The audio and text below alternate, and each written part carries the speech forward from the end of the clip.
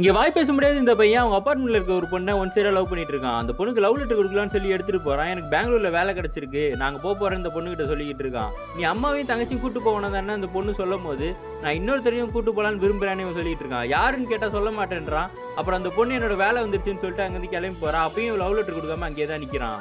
வீட்டுக்கு போய் அவன் தங்கச்சிக்கிட்டையும் சொல்லிட்டு இருக்கான். நான் ப்ரொபோஸ் பண்ணலாம் தான் போனேன், எனக்கு பயமா இருந்துச்சுன்னு சொல்லி. நீ இவ்வளவு நாள் எப்படியா தாண்டா இழுத்து அடிச்சிட்டு இருக்க போறேன்னு அவளும் சொல்றா. அவன் தங்கச்சி அதுக்கப்புறம் இவனோட சட்டெல்லாம் எடுத்துட்டு போய் மேல காய போடுறா. அவன் லவ் பண்ற பொண்ணு வந்து அவரோட ட்ரெஸ்ஸை காய போடுறா. இப்போ அந்த சட்டையும் அந்த பொண்ணோட சுடிதாரும் பேசுற மாதிரி நம்மளுக்கு காட்டுறாங்க.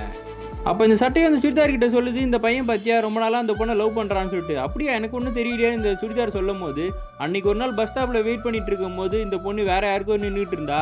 ஆனால் இவன் ஒரு கிஃப்ட் ஷாப்ட்டு கூப்பிட்ட உடனே அந்த பொண்ணு கூட வந்து ஒரு நாள் ஃபுல்லாக டைம் ஸ்பெண்ட் பார்த்தியா, அதனால தான் நான் லவ்னு சொல்கிறேன்னு இந்த சட்டை சொல்லுது. அன்றைக்கி நைட்டு இந்த பையனுக்கு அந்த பொண்ணு மெசேஜ் அனுப்பிச்சு, நம்ம அடுத்த நாள் வந்து மீட் பண்ணலாமா, முக்கியமான விஷயம் அவங்ககிட்ட சொல்லணும்னு சொல்கிறா. இவனும் செம்ம சந்தோஷமாகி தங்கச்சிக்கிட்ட தான் சொல்லிட்டு இருக்கான்.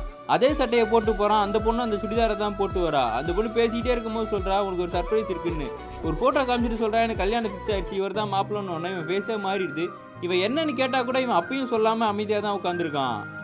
லவ் பிரேக்கப் ஆனதுக்கப்புறம் இந்த பையன் என் மூஞ்சி குறித்து கூட யார்ட்டையும் பேசாமல் வீட்டிலேயே அமைதியாக உட்காந்துருக்கான். ஒரு நாள் இவங்க அப்பார்ட்மெண்ட்டுக்கு அனாதை இல்லத்துலேருந்து ட்ரெஸ் எல்லாம் கேட்டு வந்திருக்காங்க. இந்த பையன் வீட்டில் இருக்க அந்த சட்டையும் கொடுத்து விட்டுறாங்க. இந்த சட்டை சொல்லிக்கிட்டே போகுது, இந்த பையன் லவ் செய்யணும்னு நான் நினச்சிக்கிட்டு இருந்தேன், கடைசி வரைக்கும் நான் அதை பார்க்காமலே போகிறேனே, அட்லீஸ்ட் இந்த சுடிதாரையாவது நான் பார்த்துருக்கலான்னு சொல்லிட்டு ஃபீல் பண்ணிட்டு போகுது.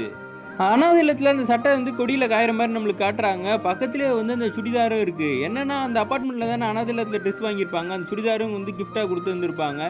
இது ரெண்டுமே இப்போ சேர்ந்துருக்கு. அவங்க ரெண்டு பேர் தான் சேரவே இல்லை. கடைசியாக இந்த சட்டையும் அந்த சுடிதாரையும் வச்சு ஒரு குட்டி பொண்ணு பையன் பொண்ணு மாதிரி வளர்ந்துருக்கா. அவங்க ரெண்டு பேர் தான் சேர்ந்து நிற்கிறாங்க. இதோட இந்த ஷார்ட் ஃபிலிம் முடியுது.